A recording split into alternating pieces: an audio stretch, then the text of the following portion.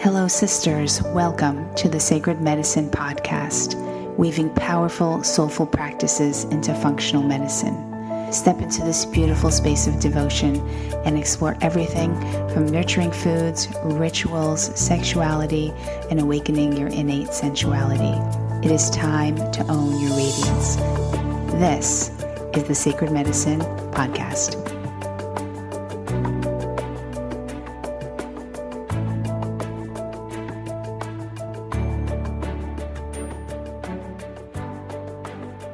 Hello and welcome back to another episode of the Sacred Medicine Podcast.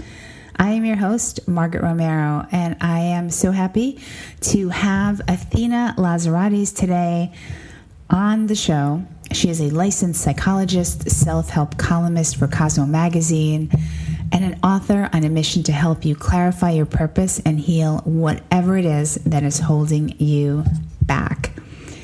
We had such a great conversation about your inner critic. And I know that I've brought this up in the past with past interviews because this keeps showing up. You know, it's something that I feel holds us back. You know, that inner voice like, oh, you can't do that. Or what are you thinking? And she has great tools to help quiet that inner critic. First of all, to recognize it, and to help quiet that inner critic of ours that we all have. We also talk about intuition versus self-sabotage. And this was actually a personal inquiry from me because I've seen this kind of pop up recently in my life. Like, do I not want that certain thing because my intuition's like, don't have that thing? Or am I in fact self-sabotaging the whole thing? So she clears that up so nicely. And I think it's something that many of us can encounter on a somewhat regular basis. Like, oh no, my intuition says not to do that. When in fact, are you self-sabotaging? So she really answers that in such a great way. And we also talked about the difference between being alone and feeling lonely, which I know for many people, whether you're partnered or not, you can still feel pretty lonely, even if you're not alone, right? So we talk about this, and she has a great blog on this topic. So I hope you enjoy this episode, and on to the show.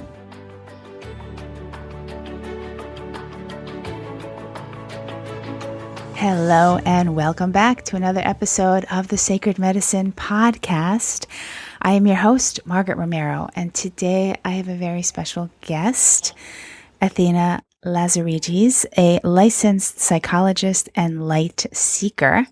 She is also a columnist for Cosmo Magazine. Thank you so much for being here, Athena. Thank you for having me, Margaret. I'm so excited to chat to you. Yes. So, you know, you have this, I was checking out your website, love all the things that you do. You know, you help to empower women. You're a psychologist. You answer questions for women that write to you. And I was just going through some of these questions that that you answer for them. And it's been like, a lot of these questions I've had at some point in my life, you know, with being in relationships. So I'd love to just dive into what are some of the things that and you also talk about inner critic things, which can be so, our inner voice, our inner critic can be very powerful over us and sabotaging our dreams and our desires. And so why don't we start there, actually? Let's start there and let's just riff on that a little bit. Like, when do you see it? What do women do once they start hearing that inner critic coming out and, you know, like, oh, you can't possibly do that, or you can't possibly have that, so on and so forth? So I feel like depending on where you're at in your life and what your healing journey has been, sort of differs in how you'll hear your inner critic. And I think no matter where you are in life, that voice exists. But I think that the volume that it is at changes. So I know for myself personally, I had a very, very loud inner critic for a very long time. And actually through my training, my traditional training to become a therapist, I realized after seeing my clients how hearing someone say what is harshest to themselves about themselves was such a mirror for me at the time that it really helped me self-reflect on what I was saying to myself. And I found that, often I think our clients are our greatest teachers. And through that process, I was able to be kinder to myself. And then I found that I was better at helping people recognize it and then transmute that pain and criticism and self-doubt and fear into a more integrated voice. And so I love working with that, and I run free webinars on that topic called How to Master Your Inner Critic. And it really, really comes up for people very, very differently. In the last webinar that I ran, I had 2 or 3 women talk to me about how they were finding themselves self-sabotage because they would become too visible, and that visibility would cause discomfort and pain, and the old programming was sort of going on and on for them, and that needed to shift. So I really think it's person dependent, but I know that all of us have a part of ourselves that will criticize and will belittle or shame or create fear, and it's actually a hurt part, and that part just needs to be paid attention to. There's a lot of stuff out there that people will say, silence your inner critic, and for me that doesn't really work, and I haven't seen it work. Not to say that doesn't work for other people, but just in my process it hasn't, because I feel like the minute we're trying to silence something, we're squashing it, or we're denying it, or we're repressing it, and the minute we're just creating a sort of block. And so we look at what the critic is saying and we try and counter that. I love that, actually, because you're right. In the past, I've always heard, get rid of that inner critic and shut her up. And when it could be a deep wound from childhood, possibly, right? Yeah. It could even be a deep wound depending on your belief systems from a past life. And so I feel that wherever it comes from, if you can recognize the wound space, there's possibility to integrate it. And if you can't recognize the wound space from where it comes, it also doesn't matter, because you can recognize the feeling that it leaves you with. And so my inner critic will always leave me feeling very helpless. And if I can't recognize it happening in the moment, I can recognize the feeling, and then I know because of the feeling that I've been triggered, and I can then shift it. And so the cycle, in whatever way it comes about, there are a few ways of interrupting it. And I found that to be very helpful. For one person, it might be identifying the wound, and for another person, it might be identifying the thought, and for another person, it might be identifying the feeling. Or it might be all 3 at the same time, depending on how you're working. So it's really, there are so many possibilities to interrupt that inner critic. And so so can you give an example of something so people can sort of feel or know how to acknowledge the voice? Definitely, right? So the voice will sound incredibly harsh and critical, and it's often automatic. So I can give you an example from one of my clients. I had a client who was incredibly successful, and she had a highly successful job in an incredibly corporate structure. And if she didn't do things perfectly, she'd often tell herself that she's very stupid. So the voice would sound something like this, like, you're so stupid, you should have known that, you should have done better, everyone can see that you're failing, you're failing. It's so embarrassing. And that voice often will spiral. So it'll start with one thought, like, you're so stupid. And then by the end of it, it's you are stuffing up in everything that you do all the time. You can't even do anything. You're completely useless. And that is how you can recognize the critic. It will often take something to such an extreme level that it's just not true. And if you had to test that, if you had to test those thoughts, right, like I would do with my client, I'd say, okay, well, let's talk about it. Could someone who is really stupid be in the position that you're in? So we go in quite a concrete way there, right? And then it's in her job and what she does. That's just not possible. And so we test the parameters of this inner critic. And for her, the inner critic came from her dad when she was younger, actually saying to her, you're so stupid, you're never going to get this right. You don't do things properly. Let me show you how. And so when she's feeling vulnerable, her inner critic will mimic that voice, mimics her father's authoritative voice, although he was a very loving man. That's part of what she just integrated. And once she could recognize that voice, it wasn't really her voice to play over and over, and she could forgive it. And she's not denying, and she's not repressing, she's not silencing it. She's just working with it. She's hearing it and not paying so much attention to it anymore. And now it's less loud for her. She'll only really feel that in severe times of crisis. Okay. And so once you start to really okay, these are the voices, you acknowledge it, and if you know where it's stemming from, when it comes up again, you can, is it that she eventually doesn't hear the voices, or she will start hearing them and say, nope, I'm not listening? Or what are the next steps? So for her, right, I think I want to be able to give you steps in this, but what I have found is that for different people, it works slightly differently. But if we call it a step process, right, the first would be to recognize who the voice is mimicking, if possible. If you can't do that, that's fine. If you can, or you can recognize the core wound.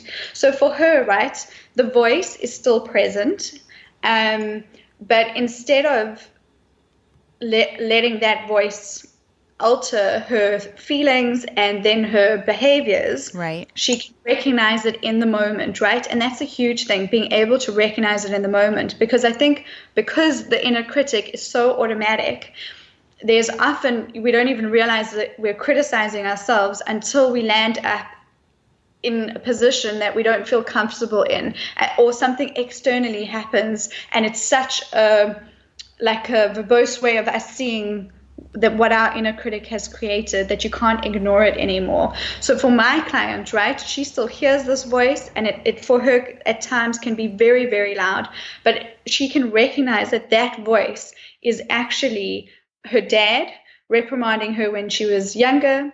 It's a child part of her that is still very much in pain, and she, instead of trying to squash this voice, like she doesn't say to herself, this is my dad, I don't need to hear you anymore.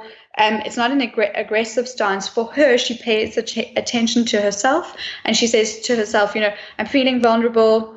My vulnerability is causing me to feel afraid. I'm afraid, so I'm judging myself. And that takes the critic away, and she doesn't even need to go there with her critic. So I'm not sure if that clarifies it, but that's kind of the process. Okay. Yeah, I see that totally. And let's talk a little bit about self-sabotage. And, something came up for me recently, and it was about working in an office temporarily. And there was a part of me that was not necessarily, there's definitely a part of me that was like, I'm not sure if I really want this or not. And there was a part of me that was thinking, well, no, this could be a really good experience for you. So, this could be really good.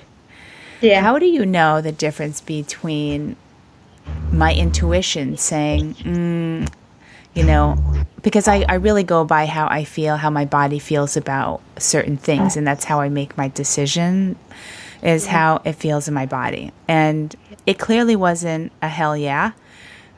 So I had to question, well, if it's not a hell yeah, then what is it? It's a hell no, but is it a complete hell no? Because there could be some perks to doing this work. How do you know the difference between my intuition saying, this may not be a good fit for you, or versus me self-sabotaging something that potentially could be really good? How do you tell the difference? So it's such a great question. I feel like the difference is that your intuition is always leading you to your highest path, right? But that said, self-sabotage is sabotage in a very clever way, right? Like, I don't think anyone wakes up and says, yes, today I'm going to self-sabotage, really want to stuff this up for myself. Like, no one does that. It's just not what people do. But on some deeper level, there's a part of ourselves, a part of you that may self-sabotage to lead you to the same place. And I think what gets confused, right, is, say this job or taking this office position would lead to, I don't know, and I'm just using this as an example, right? Yeah. Say a concrete financial substantial increase, and maybe money has been an issue. And taking the office job would resolve the money to some degree, and that feels uncomfortable. So it doesn't sit well because it's not a feeling space that you're used to. Okay. That can then be self-sabotage, right? So that is different to knowing that you're going to last in your office job or this office space. You just know it when you know it, when your intuition knows it, right? So I think what happens is that if you're trying to do something different or reach a different level, sometimes uncomfortability is actually a good thing because you don't know the way yet. And I think that is something that I work with and I have personally experienced so much in my life, right? And it's so funny that you asked me this because I was thinking about this morning. Oh.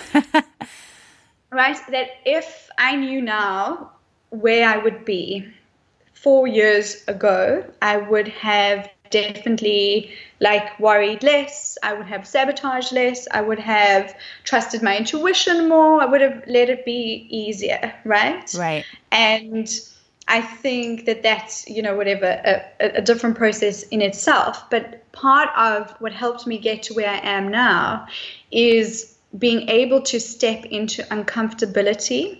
So say you want to create something phenomenal, right? Say your retreats, right? You want to travel the world and you want to do these beautiful retreats. Right. And if you've never done that, that's new to you, right? Mm-hmm. And the inner critic part of you might be like, well, what if I put out a post or blog and send an email and no one responds? Right.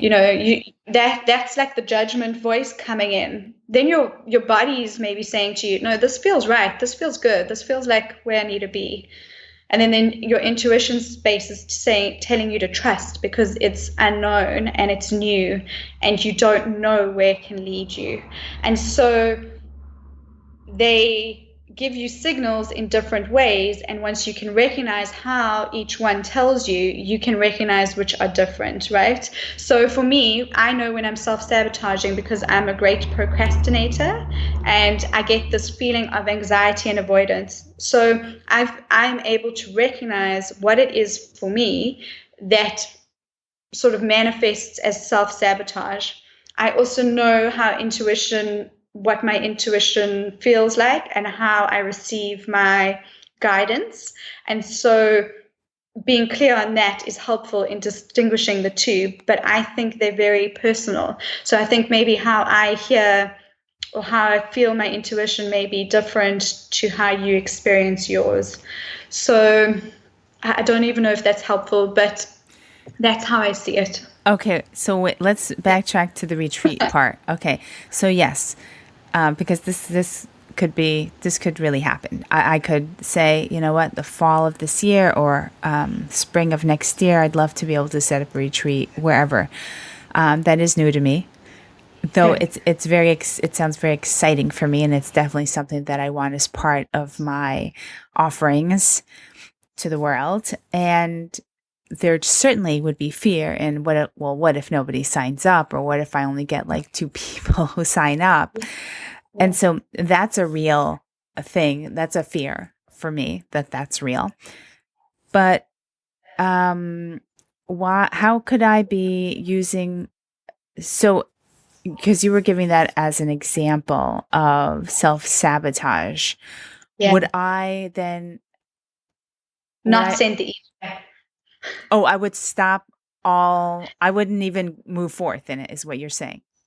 Yeah, well, maybe it might not even be that extreme, right? So for some people, self-sabotage isn't so explicit. So maybe you just delay and you say, okay, well, autumn, and then autumn comes and you don't do anything, and then spring comes and you don't do anything, but you've got this idea in your mind, you Yes. know? So Right, now it's right, not, right. it's a spirit sabotage. It's not so apparent, but it's kind of like niggly, like, you should be getting on this wagon, like get on the wagon, but it feels like the critic side of it might sabotage the leaping, and you can't know, you might leap and it may be a huge success and you end up doing this so many times in a year and it's wonderful. You could also leap and only 2 people respond, but your inner critic will either be so critical that you never try again, or you just never do it because it can take such a powerful hold on you. Oh, I see. Okay. Yeah. And going back to this job thing, Mm-hmm. and I'm actually still torn. I'm like in the midst of it, trying to figure out do it or not do it. You know, I'm a little on the fence of, it's not definitely a hell yes, but there are some perks to it that I could see that are quite beneficial. Okay. And so the part of me that's like, I'm like, well, is that my intuition? I don't know. Is my Yeah. intuition like not good? Just keep walking. This isn't a good thing for you. How do you recognize that? Because does self-sabotage and intuition look and feel the same? Do you know what I mean? Yeah, I hear you completely, right? They don't look and feel the same. Yeah. So I feel like they are very distinct, actually. So for you, you said in your body, right, when it's a hell yes. Yes. And that is often like how you get your intuition, if I've heard you properly. Yes, that's true. So if it was like, you would know instinctively that that's a hell yes, right? Yeah. But also, I'm not sure if you want to share this, but I'm not sure what your intent is, right? So is this office opportunity, has it come up to satisfy something that you've been intending or putting your intent out for? Yes, there's one intention. It has Okay. that would potentially fill. Okay. And I think that's it, right? So what ends up happening is now it feels like, well, you've gotten that, but you've gotten it in a way that you didn't really want it in this way. And so that's why it intuitively doesn't feel great, right? Because it's maybe not how you imaged it. And I think the leap is either trusting that that is where you should be, right? For right now, it's not for forever, or it's just deciding that you don't want it, and that's also okay. I think the difference with it being self-sabotage, right, is if you don't take this, will you land up in the same space? Same space as Like, if it's so for me, right, if I'm just trying to think of a way to make it more, um, like explaining it a bit better. If you put it out there, right? Oh yeah. So this is a good example. So, Okay. yeah, this is a great one. I used to have really big money blocks, and what would happen for me is my first business was an online subscription box, and I used to actually sell adult products, and it was a sexual health based business, right? And it helped me pay for my master's, and it was a very empowering experience for me. And what happened is I hit an upper limit. So I kind of intended that my business would bring in a certain amount of money, and it would do this in a way that was easy because I was studying full time, and so I didn't have capacity to be very busy. And what ended up happening is I sabotaged it without realizing that I was sabotaging it, because I didn't feel like I could actually on some level accept that. And so I sabotaged it very cleverly. I got into this relationship with an investor that I knew intuitively was not right for me. And I chose it anyway because I intellectualized it. And I said, no, this is an investor and they've been in business for so long and they know what they're doing and blah, blah, blah, blah, blah.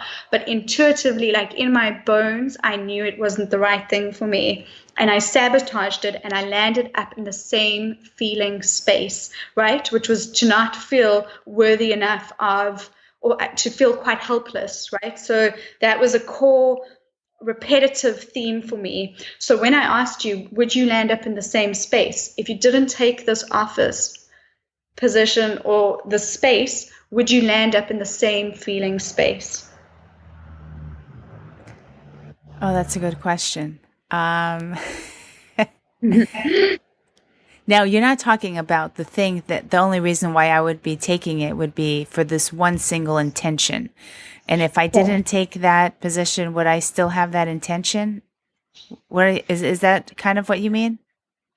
It's kind of what I mean. But say you got it, right? So your intention is whatever it is. Yeah. And say you get what your intention is, you get what you want. Yeah. Does it change your feeling state? You mean, will I think even more, like, will my turn to hell yes? No, I mean, like, what do you think you'll feel?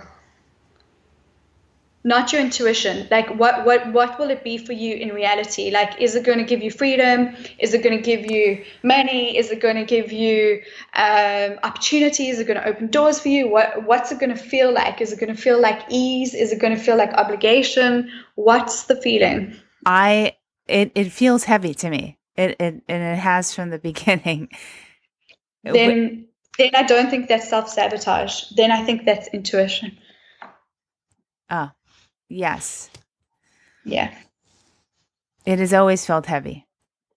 It has never felt light, free, good. And even if with that intention coming in, let's say I get that one thing that I really wanted from it, or two things that I really wanted, I would still be feeling heavy. And it wouldn't change that. And then I feel like that's definitely not self-sabotage. Then that's just not the right path. Self-sabotage to me would be that when you got it, it would create good things for you. And sabotaging it or not taking it would result in you feeling maybe even okay, but it wouldn't feel good if you didn't have it, if that makes sense. It wouldn't.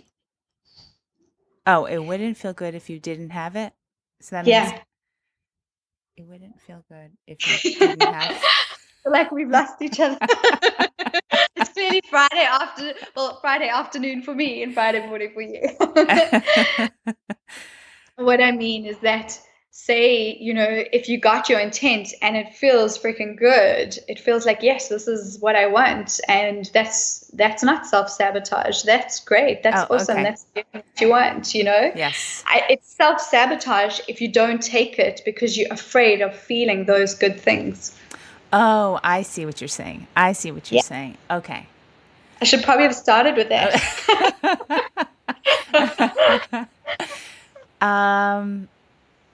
I see. Okay. Got it. Got it. Cool. Thank you for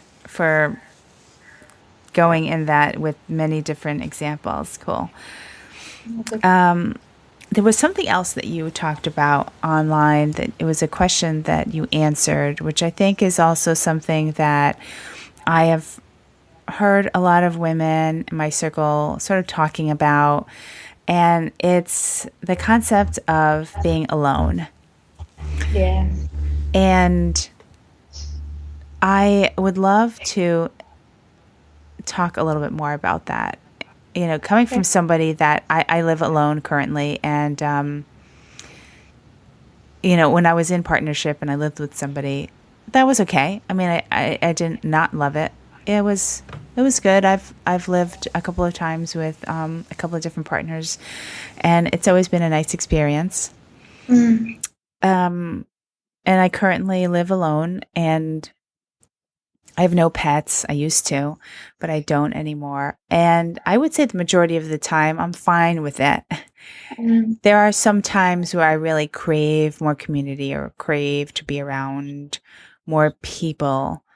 And then I will sort of go out and hang out with my friends or have dinner, and we'll meet, we'll do things. But let's talk about this, because I know a lot of women who are currently single and they're feeling really alone and they don't like the way that feels. I'd love to talk about this a little bit. Well, I think that for a lot of women, that aloneness can feel incredibly frightening, because it can bring up, you have space, and literally, I mean, you literally have space for things to come up, you know, and things do also, I mean, I know they come up in relationships, but I think that can be incredibly frightening. And I think there's also something here, and I see it, you know, a lot with a lot of the Cosmo readers who maybe in a slightly young, you know, they're early 20s, most of the audience. And there's something about being, we're kind of taught as women that we need to have men, or not even men, but to have someone save us or to have someone rescue us. And so there's this kind of unconscious belief that we're not all okay all by ourselves. And I think that that can be very uncomfortable. And it often happens when, you know, you can end up feeling very lonely. That said, though, also, I do think there are times when, if you do just live by yourself and you're ready for a relationship or a commitment or partnership on whatever level it is, if it's community or a group of women or whatever it is, and then maybe the longing for that comes up to help you identify that need and that want. And so I feel like they are different needs in different ways. So how do you now, and what is your definition of being alone versus feeling lonely? Is there a difference there for you? There is definitely a difference. It's a personal one, right? I think you can be in a relationship and feel incredibly lonely. And and that sense of, it almost sometimes feels like a loss, that you, there's like a grief around it, and that loneliness is palpable. And I think you can be alone, you know, in your house, in your apartment, in your living space, and be incredibly full and not lonely. And I think that there is a difference for me. And I think both ways, you know, you can also be alone and very happy, or alone and lonely. You can be in a relationship and happy, or you can be in a relationship and feel lonely. And so I think that feeling state of feeling loneliness is really what the pull to fill it up with something can be quite overwhelming. Yes. There was definitely a time in my life where I was in a relationship and it felt incredibly lonely. Oh my gosh, the amount of disconnect that existed between me and him was just heartbreaking. And, I think I was in my mid-20s at the time. But I could not, today I wouldn't be able to deal with that. Because, well, one is that I wouldn't be able to keep my mouth shut long enough for that to even happen. But yes, I think you're right you could also be alone like I am and not necessarily feel lonely. I mean, there's certainly times where I think, I need because sometimes I work from home as well. Yeah. And I need some sort of external stimulation. And seeing friends and being able to develop, I just spoke to a girlfriend of mine last night. We went out and I thought, you know what, I would love to have a couple of other women join us and have dinner once a month at someone's house and just have regular gatherings just so we can talk. And now, when I go out with my girlfriends, it's sort of very haphazard. It happens when we're all free and we have to have it in our calendars and we have to schedule. We're all busy. But I said to her, I would love for us to have the first Monday of every month. Let's just make sure we have dinner together and it feel like family. And I wasn't sure what she was going to say, but she was so into it. So I'm happy to say that we'll be starting that in a few weeks. But something like that, I couldn't feel. I'm also making space for it because I don't want to feel, lonely. They're, living alone and you just come home and you're alone and there's no pets and there's no one to talk to, which for the most part really doesn't bother me because I'm okay with my thoughts, or I journal, or I'm busy doing other things anyway. But I could see definitely how some people, it would be really just a space of not knowing that they're with their thoughts, and they may start to think that they're not worthy of being loved, and just kind of wanting someone to come in and take it all away. Yeah, I think, I know I'm interrupting, but this is so important what you're saying, right? Because this is the risk of it, that if the loneliness, for you, I feel like it sounds different, right? I think it's a lifestyle thing that, I hear you work independently and then you physically in a space that creates that. And I think with that Cosmo reader that wrote in, her fear of that loneliness was driving her into these really bad relationships, because for her it was a matter of, it's better to have someone than to be alone. And I think if you're working with that belief system, right, or belief, it is incredibly frightening, because you can land up in a place that you don't want to be in, because that fear of that loneliness is so palpable. And the minute you step into fear, you can pretty much, I believe, dissipate anything. And so, I also think that there's something to that particular lady actually wrote back. And she told me that she moved in with one of her girlfriends, and it's actually resolved it for her. Oh, great! So, right? What a great solution! She's with a friend, she has companionship, and she has love and support, but it doesn't necessarily need to be a relationship or a sexual relationship that is satisfying that need for her, until she can fulfill it a bit more for herself. And I think that's really nice, and I think whatever it is for you in the moment, there's one of my teachers here always says, the medicine is whatever is right in front of you. And so if it's the feeling of loneliness, if it's the fear of a new adventure, if it's the fear of busting an upper limit, whatever it is, that's where you got to go, and I think the minute you can go there, it takes the fear away, because you can look at it as opposed to avoiding it. Right.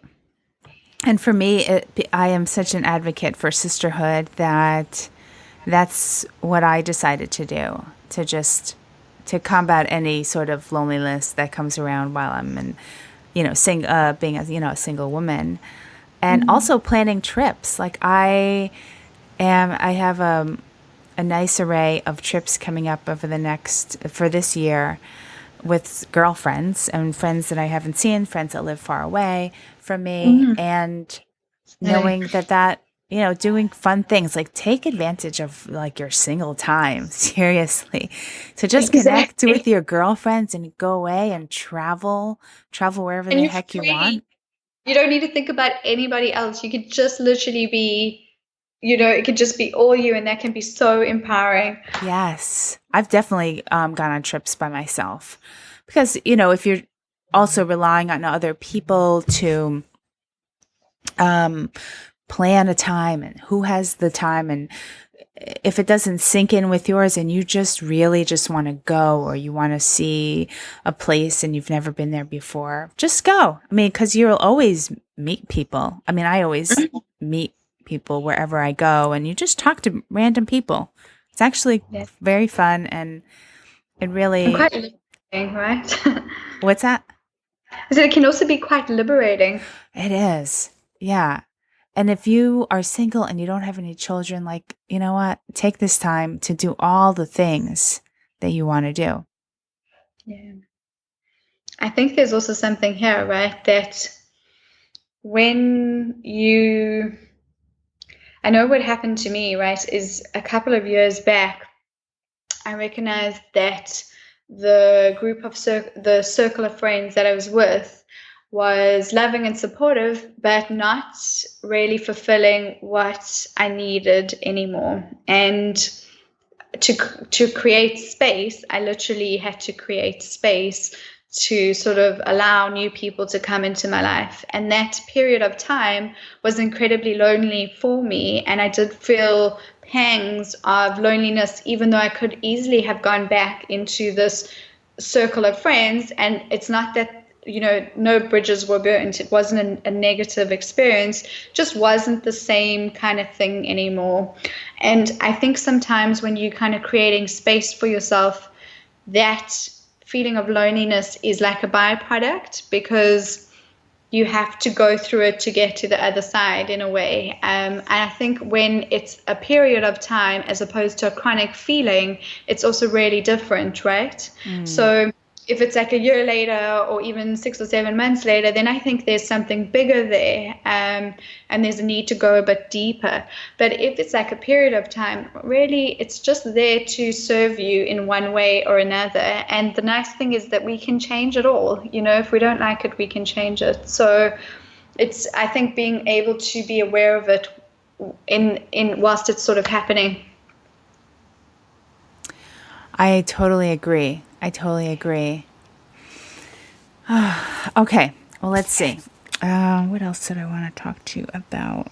I love this. Was there anything, we're kind of getting towards the end. Is there anything that you wanted to share with our listeners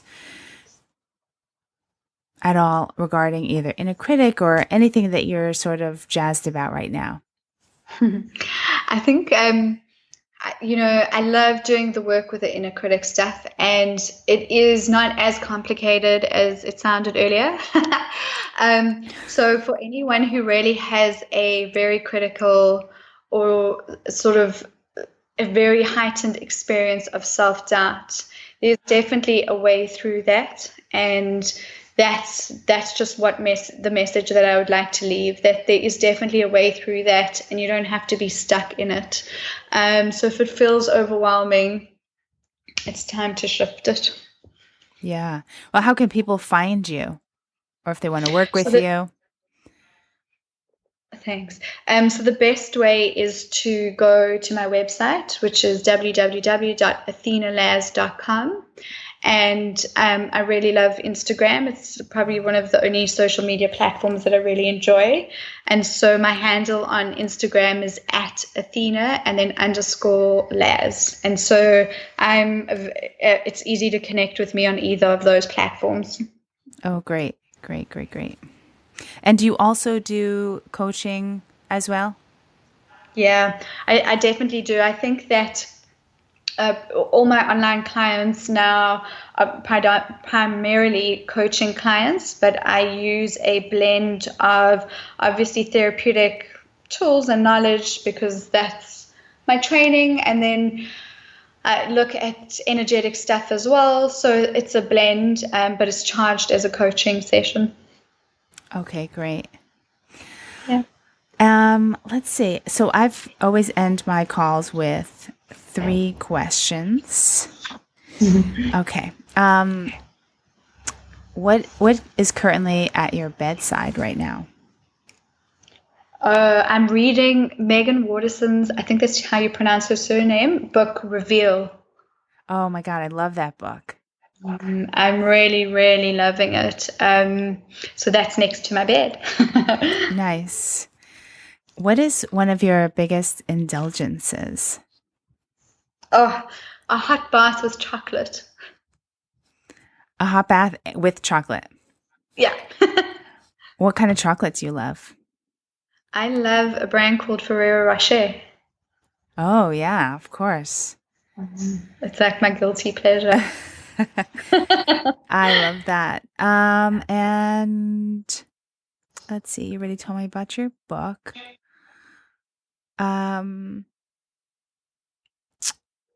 What do you wear to bed? I'm one of those people, I sleep naked. I would have to say that 80% of all of my guests sleep naked. Awesome. I'll answer that. I don't think I've had one person yet when I've asked that question. I don't ask that question for all of them that have said, they all have said naked. I don't remember anyone ever saying like flannels or, a onesie. A onesie. I love that. It's obviously a good vibe. Yeah. All right. So naked. I love it. All right. Well, Athena, thank you so much. It's been a pleasure talking to you. Thank you so much for the work that you do and for all the guidance that you're giving to your Cosmo readers, as well as all the coaching that you do. I think that you helping women becoming empowered and getting, trying to recognize that inner critic is it's a gift. Thank you so much for doing that. And I will talk to you soon. And listen, the next time you're in New York, you have to let me know. I definitely will. Thank you so much for having me on your podcast. And it was so great to connect with you. Same here. Have a beautiful weekend. Well, thank you so much for joining this week. I really hope you enjoyed this episode with Athena. To learn more about her, and she's got an upcoming book not being released until November of 2017, but I love the title. It's called You've Got This. There's so much power in that, right? I love it. That's coming out November of 2017. So to learn more about her and for all the show notes, head on over to margaretromero.com, episode 27. And if you have not caught me on Instagram yet, I am there on a very regular basis, if not daily. If you want to just catch me on there, learn about what I'm doing, how I live my life sacredly, and there's possibly some food pictures on there, my whereabouts, and all of that good stuff. Head on over to Instagram at Margaret Romero and have the most amazing week. Love to you all. Bye for now.